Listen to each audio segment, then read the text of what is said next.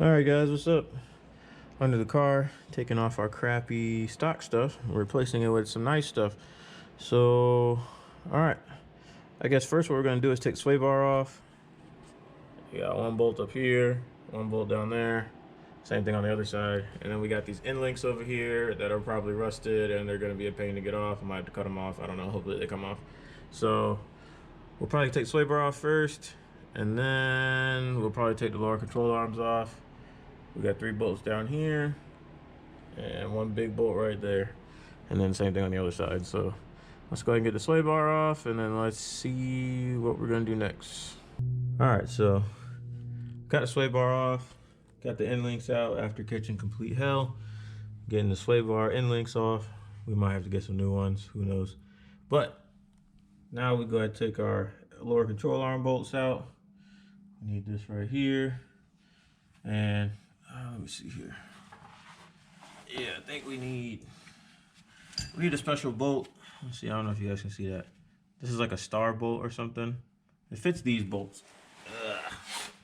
Yeah, these are not special. These are special bolts, so they need a special key to fit them. So you need to buy one of these if you don't have one to take them off. So we'll take off the lower control arms, and then we'll go ahead and set everything up that we need to go ahead and install.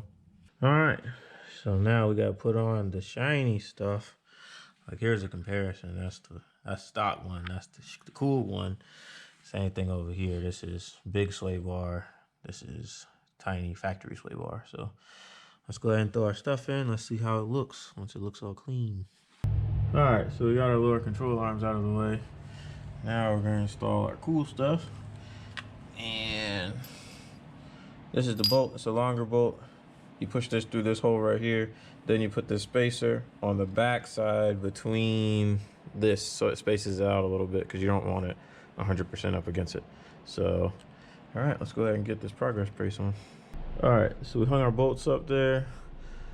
Looks kind of nice. We got our LCAs hanging there. So now what we're gonna do is put our 3 bolts in on the sides of the LCAs, and then I guess we'll go ahead and get the sway bar back in. But 2, we left these bolts loose right here just to make it a little bit easier when you're trying to put these 2 bolts in, because these are going to be hard to get to. So try to leave these loose until you get these ones in, because you don't want to tighten this one up and then this brace is not perfectly lined up, because they're just holes in this brace.